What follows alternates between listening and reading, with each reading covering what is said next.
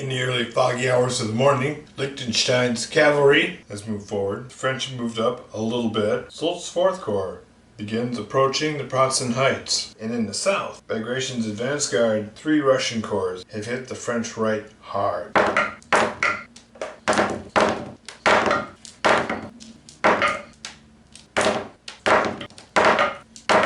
In the south, the French detachments are thrown from Telnitz by the advance guard. Sokolnitz sees heavy fighting, still to be decided. Prebyshev's 3rd Corps is thrown back after heavy fighting with Legrand's division in the orchard. Dokhtarov's fresh 1st Corps drives into Sokolnitz.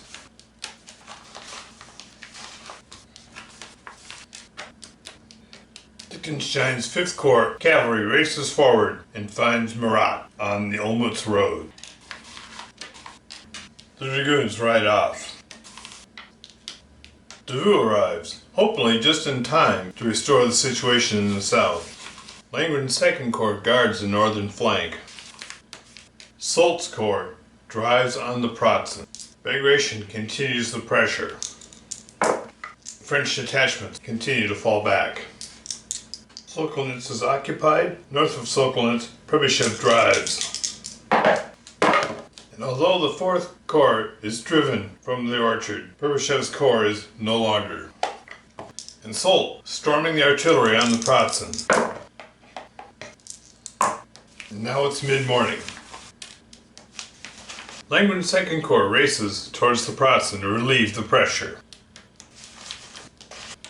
Soult's 4th Corps expands on the Pratzen. Murat drives hard to open up the Olmütz road. The Russian Guard attacks. First, the Guard's diversionary attack. The Grenadiers destroy the artillery. Although Caffarelli's division of Lanné's corps has been destroyed in the process, the Russian Grenadiers are no more. The cavalry battle on the Olmütz road sees the French forces driven back. And Soult's flank is driven in by the surprise appearance of Langren's corps. Here in Sokolnitz, the Russians fall back to Sokolnitz, and the fighting is indecisive in the orchard. Now lunchtime at Austerlitz. Liechtenstein's cuirassiers charge the retreating French cuirassiers. And they are destroyed, but the Austrian cuirassiers are exhausted. The Russian Guard charges the French left. Lanné grudgingly gives ground. The fog of Austerlitz has burned off, and Soult's artillery opens up on the Austrians on the hill, driving them back. Murat's cuirassiers, out of vengeance, charge the Austrian cuirassiers, driving them back.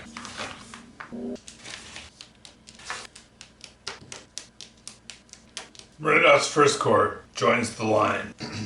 It's midday and Soult's corps is heavily engaged. A swarm of Austrian hussars surrounds Soult's dragoons. Soult's dragoons are lost. The artillery continues to be pursued. Soult drives on the Russian 1st Corps north of Sokolnitz. The Russians fall apart. And Davout's dragoons ride away from the approaching Austrian infantry. And now it's mid-afternoon. The dragoons ride down Soult's artillery. And Kenmeyer strikes at Soult's corps. Kohlrath occupies Griskowitz along the Goldbach. Hohenlohe's cuirassiers reform and recharge the French cuirassiers. Murat recalls his cuirassiers and has them charge the Russian Guard cavalry. Bernadotte sends in his dragoon to finish the job. Langren's artillery rakes the French lines. They fall back, and the infantry pursue. The Austrian advance guard charges in the south, but Davout is not so easily caught. The Russian Guard cavalry under attack. They fall back. Soult's exposed artillery is eliminated. Langren's assault from the Pratzen on Soult's corps. The French cannot retreat and are eliminated. Davout's cavalry charge is indecisive and neither side gains ground. It's late afternoon. There are many exposed positions and many opportunities. Who will get a chance to take them? Who will step up to the fore? Russian Guard attempts to secure the northern flank. French Guard artillery opens up on the Austrian cavalry. The French Imperial Guard steps forward. Soult completely abandons the drive on the Pratzen and recalls Legrand's division, and he slams into the Russian second. Murat recalls his cuirassiers. Bernathat's hussars fall back, and he begins an artillery duel with the Russian Guard's artillery. And they fall back. There's a lot of coalition cavalry on the north end here, but they're facing formed infantry. Dr. Oz infantry reoccupies Sokolnitz. The Austrian advance guard reforms its line. Landgren pulls his troops back to the Pratzen, and his artillery opens up on the French. The forward elements are driven back onto the frozen lake. Colruyt's hussars swarm the Imperial Guard.